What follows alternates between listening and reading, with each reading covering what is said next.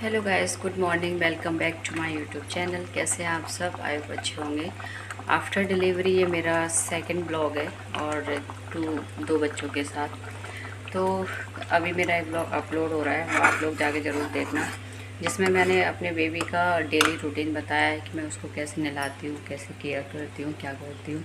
आज के ब्लॉग में मैं आपको बताऊँगी कि आफ्टर डिलीवरी जो सिंगल वूमेन होती है उनकी लाइफ में क्या क्या चेंजेस आ जाता है। सबसे पहला तो यही है कि अभी आप देख लो कितना टाइम हो रहा है। अभी 10:30 बज रहे हैं। 10:30 बजे मैं उठी, मतलब कुछ तो मैं आज जल्दी उठ गई थी क्योंकि मुझे आज वैक्सीन लगवाने जाना था वेदांश को। आज सैटरडे है, तो क्या हुआ कि आज वैक्सीन मतलब लग नहीं रही है और ऑलरेडी ना एक हफ्ते उसको वैक्सीन लेट हो गया है, क्योंकि उस टाइम हम लोग गाँव थे, गाँव से उसी दिन आए थे, तो मुझे याद नहीं रहा, तो इस वजह से वो एक हफ्ते लेट हो गया। और मुझे याद नहीं रहा, वो भी सिर्फ मेरी ही गलती है, क्योंकि माँ ही बच्चे को पैदा करती है, माँ की ये सारी जिम्मेदारी होती है, कब उसको वैक्सीन लगवानी है, कब उसको मेडिसिन देनी है, कब उसको क्या प्रॉब्लम हो रही है। और किसी की भी कोई जिम्मेदारी नहीं होती, सिर्फ माँ की जिम्मेदारी होती है। माँ की मेंटली हेल्थ कैसी है, उसकी फिजिकली हेल्थ कैसी है, किसी को भी कोई फ़र्क नहीं पड़ता। जब जब मेरा सेकंड बेबी नहीं था तो मैं सुबह उठती थी, मेरे को इतनी तेज़ भूख लगती थी, मैं बिना ब्रेकफास्ट के रह नहीं सकती थी। और अभी 11 बजने जा रहे हैं और मैंने पानी तक नहीं पिया है। अभी मैं खाना बनाने जा रही हूँ। आज मैं छोले और चावल बना रही हूँ। मैं सोचा था कि उधर वैक्सीन लगाने जाऊँगी तो उधर से आऊँगी, फिर उसको वैक्सीन लगेगा और देखने के लिए कोई है ही नहीं है। वैक्सीन के बाद कितना पेनफुल होता है। बच्चा पूरी रात सोता नहीं है, पूरे दिन सोता नहीं है, उसको फीवर हो जाता है। और मुझे तो दो बच्चों को देखना है, तो मैंने सोचा कि पहले मैं सारा खाना पीना बना के जाती हूँ, शाम तक का इंतज़ाम करके जाती हूँ, जिससे मुझे बाद में प्रॉब्लम ना हो। लेकिन अभी भैया ने मुझे फ़ोन करके बताया कि आज वैक्सीन नहीं लग रही है, अब शायद ट्यूसडे को लगेगी। जो 2 वैक्सीन लग चुकी हैं, ये थर्ड वैक्सीन लगने वाली थी। चलो, अभी आज क्या है, सैटरडे, संडे, मंडे, ट्यूसडे, 2-3 दिन और लेट हो गया। गैस मुझे बताना कि अगर वैक्सीन लेट हो जाती है तो उससे कोई प्रॉब्लम तो नहीं होती है। मुझे तो डर लग रहा है, पता नहीं कोई प्रॉब्लम तो नहीं हो जाएगी। वैसे होती तो नहीं है, काफ़ी लोगों की लेट हो भी जाती है। और सुबह प्रिया पूजा करके चले गए थे, तो बस ये है कि पूजा वगैरह हो जाती है। और अभी इधर दोनों बच्चे सो रहे हैं।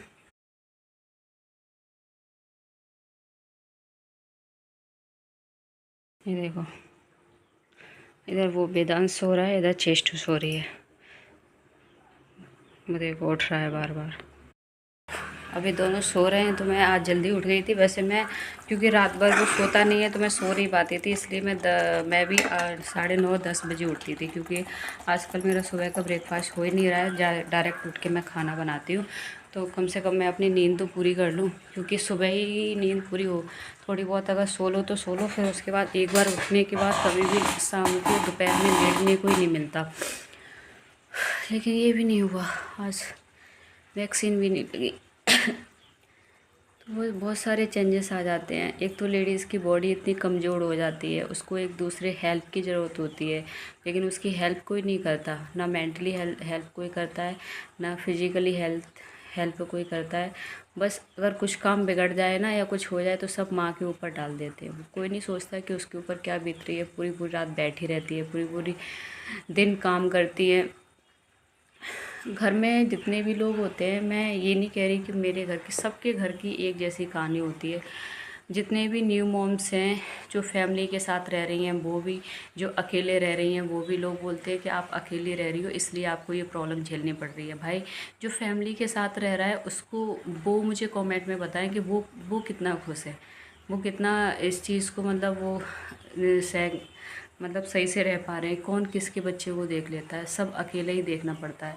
और मैं तो कहती हूँ कि जितनी जल्दी आप इस चीज़ को एक्सेप्ट कर लोगे ना, उतनी जल्दी आप अपनी लाइफ में खुश रहोगे। आप अंदर से मेंटली स्ट्रांग हो जाओगे कि हाँ, मुझे ही संभालना है, मेरा ही बच्चा है अकेले, तो आपको दूसरे से आस लगाने की कोई ज़रूरत ही नहीं है। फिर आपको कुछ लगेगा ही नहीं। आप फिर अंदर से आप स्ट्रांग हो जाओगे ना कि हाँ भाई, मेरा मेरा काम है और मुझे ही करना है। किसी से अपेक्षाएं रखो ही मत। जब हम किसी से अपेक्षा रखते हैं तभी हमें दर्द मिलता है, नहीं तो फिर नहीं मिलता। जैसे भी है, हर किसी का दिन एक जैसा नहीं रहता। आज आज अगर मैं ये सारी चीज़ें अकेले स्ट्रगल कर रही हूँ तो हमेशा ऐसा ही थोड़ी नहीं रहेगा। मेरी बेटी पहली बेटी वो अभी 4 साल की हो जाएगी, अभी 12 अप्रैल को उसका बर्थडे आने वाला है। वो भी 4 साल भी कैसे निकल गए मुझे नहीं पता, ऐसे ही धीरे धीरे सब निकल जाता है। उसको भी मैंने अकेले ही पाला था। भगवान का शुक्र इतना है कि कोई साथ दे ना दे, लेकिन मेरे प्रभु हमेशा मेरा साथ देते हैं। मेरे दोनों डिलीवरी नॉर्मली हुई है, और फर्स्ट डिलीवरी में तो थोड़ी बहुत प्रॉब्लम हुई भी थी डिलीवरी होने में, क्योंकि बेबी गर्ल का मुझे 3 दिन तक पेन हुआ था, और सेकंड डिलीवरी का तो सिर्फ 3 घंटे पेन हुआ है। तो दोनों डिलीवरी में इतना फ़र्क है।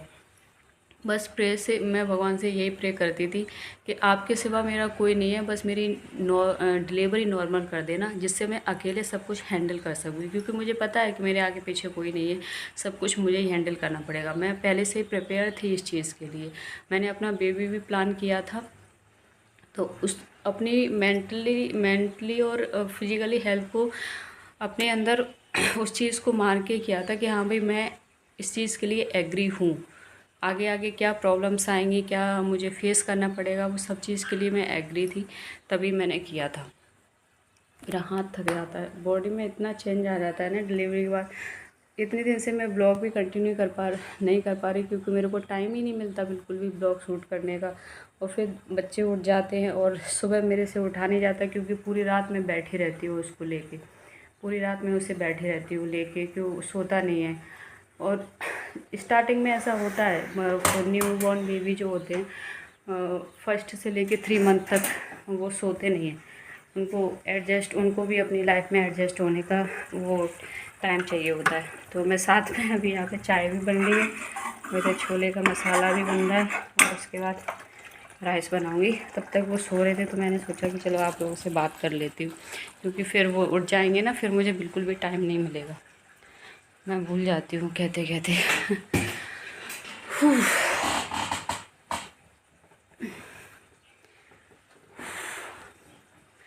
अभी मैं 12 अप्रैल को 3 महीने हो जाएंगे। 3 महीने होते होते अब मैं अच्छे से ऐसे पालती मार के बैठ पाती हूँ, मतलब इस तरीके से। 2 महीने तक मैं बिल्कुल स्ट्रेट ऐसे पैर करके बैठती थी, मेरे से बिल्कुल बैठा ही नहीं जाता था, इतना टाँकों में दर्द होता था। उस सिचुएशन में भी मैंने अपनी बेबी को संभाला है, बेबी के कपड़े धुले हैं, काम भी किया है, दोनों बच्चों को संभाला है। बहुत मुश्किल होता है ये चीज़ करना। जो आजकल की लड़कियां होती हैं उनको वो इस चीज़ से घबराती हैं कि भाई मैं कैसे बेबी करूँगी, कोई होना चाहिए, मेरे साथ कोई होना चाहिए। नहीं, जब कोई आपके साथ होगा ना, तब आपको रियलाइज़ होगा कि मैं अकेले ही सही थी, अकेले ही कर सकती थी इस चीज़ को, और आगे भी सही रहेगा। कल को मेरे बच्चे भी देखेंगे ना, तो उनको भी गर्व महसूस होगा कि हाँ चलो मेरी माँ ने अकेले सब कुछ हैंडल किया है, तो शायद वो समझें इस चीज़ को, आगे चल के अपने मम्मी पापा को समझें कि हाँ कितना वो किया है। इतना आसान नहीं होता है यार, इतना जितना लोग बोल देते हैं ना कि बच्चा कर लो, क्या दिक्कत है, सब करते हैं, सब हो जाता है, हम पाल देंगे। नहीं, इन बातों पे तो आप बिल्कुल भी बिलीव ही मत करना कि कोई बोले कि हम पाल देंगे आपके बच्चे को, आप कर लो। नहीं, कोई नहीं पालता। कोई कितना भी आपको, आप कितने भी हेल्पर रख लो, लेकिन फिर भी आपको खुद ही हैंडल करना पड़ेगा। फीडिंग कराने के लिए आपको बार बार उठना पड़ेगा। जब छोटा बच्चा होता है तो हर 10 मिनट में, हर 5 मिनट में उसको फीड कराना होता है, 1 महीने तक, 10-15 दिन तक। उसके बाद धीरे धीरे वो बड़ा होता है, फिर आधे घंटे बाद उसको फीड कराना होता है। तो तुम्हारी नींद तो भाई वैसे भी गायब हो जानी है। और उसके बाद फिर जो लोग बोलते हैं कि मालिश होनी चाहिए, क्योंकि एक माँ का भी नया जन्म होता है। ये हर कोई नहीं समझता कि एक लड़की का भी नया जन्म होता है जब वो एक बच्चे को जन्म देती है। उसकी बॉडी भी कितनी कमज़ोर हो गई होती है, उसकी पूरी अंदर की हड्डियाँ सब हिली हुई होती हैं, पूरी बॉडी का स्ट्रक्चर एकदम ख़राब होता है। उसको हिल करने में धीरे धीरे टाइम लगता है। पहले का ज़माना अलग था, पता नहीं लोग इतने सारे बच्चे कैसे कर लेते थे, कैसे उनको पेन नहीं होता था, क्या होता था, मुझे नहीं पता। आप लोगों को अगर पता है तो बताना। मेरा तो बस ऐसा ही है, धीरे धीरे सब कुछ चल रहा है और सब प्रभु के ऊपर छोड़ रखा है।